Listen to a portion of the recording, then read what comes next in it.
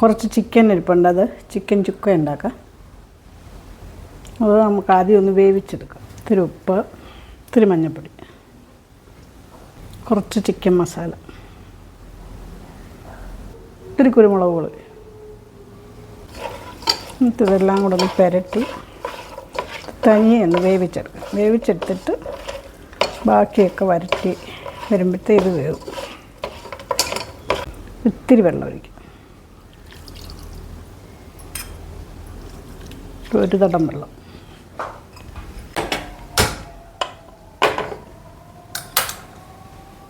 ഒന്ന് അടച്ചു വെച്ച് വേവിക്കും. ചിക്കൻ വെന്ത് വരുമ്പോഴത്തേക്ക് നമുക്ക് ഇതൊക്കെ വരട്ടിയെടുക്കാം. പാത്രം വെച്ച് ചൂടായി നമുക്ക് കുറച്ച് വെളിച്ചെണ്ണ ഒഴിക്കാം. മതി. ഇത്തിരി പെരുംജീരകം, 2-3 ഏലക്ക, ഇഞ്ചി വെളുത്തുള്ളി അരച്ച് വെച്ചിരുന്നു.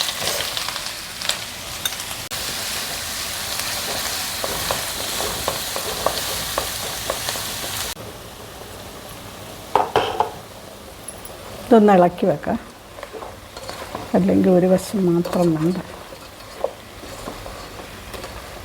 കുറച്ച് ചിക്കനേ ഉള്ളൂ, ഒരു 3/4 കിലോ ചിക്കൻ കാണും.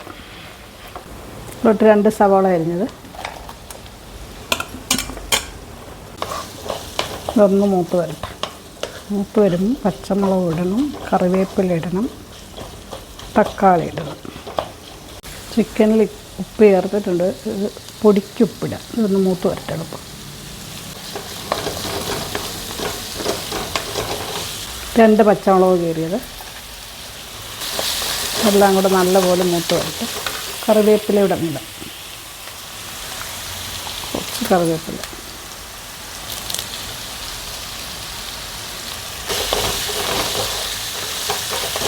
ശരിക്കൊന്ന് ചുമന്ന് വരട്ടെ, ഇതുവരെ വെയിറ്റ് ചെയ്യും. 2 തക്കാളിക്ക് ചെറുതായിട്ട് അരിഞ്ഞ് വെച്ചത്, കനം കുറച്ച് കൊടുത്തൊന്ന് വഴറ്റി അതൊന്ന് വെന്ത് വരട്ടെ. അപ്പോൾ നമുക്ക് പൊടികളൊക്കെ ചേർത്ത് അപ്പോഴത്തെ ചിക്കനും വേവും. ഒന്ന് അടച്ചു വെക്കാം, തക്കാളിക്ക് ഒന്ന് വേവട്ടെ. ചിക്കന് വെള്ളം പറ്റാൻ വേണ്ടി നമുക്കൊന്ന് ഇളക്കിയിട്ട് തുറന്ന് വെക്കാം. ഇതിൻ്റെ വെള്ളമൊക്കെ അങ്ങ് പറ്റട്ടെ. ചിക്കനൊക്കെ വെന്തു, ഇനി നമുക്കത് ഇത്തിരി നേരം തുറന്ന് വെക്കാം, വെള്ളമെല്ലാം അങ്ങ് പറ്റട്ടെ. ഇത് കാശ്മീരി മുളകാണ്, കുറച്ച് മതി. ബാക്കി കാന്താരിയും കുരുമുളകും ചേർക്കുന്നു. മുളക് പൊടി, മല്ലിപ്പൊടി, ഗരം മസാല,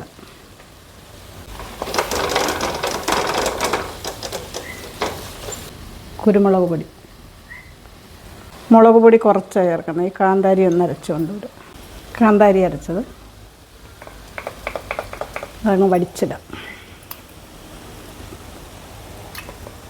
നമുക്ക് ചിക്കൻ ഇതിലോട്ട് ഇറങ്ങിടാം.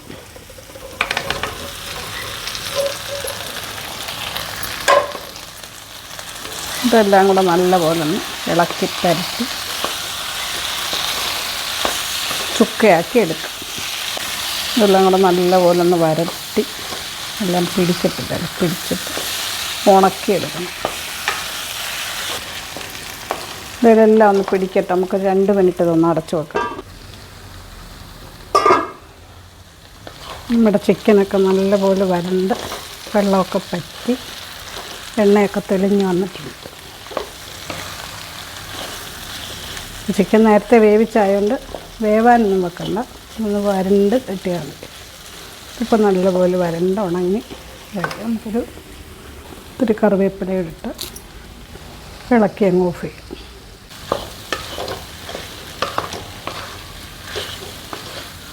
അടുപ്പ് ഓഫ് ചെയ്യുക. ഇത് നമുക്ക് പൊറോട്ടയുടെ കൂടോ അപ്പത്തിൻ്റെ കൂടോ ചപ്പാത്തിയുടെ കൂടോ എന്തിൻ്റെ കൂടെ വേണേലും കഴിക്കാം.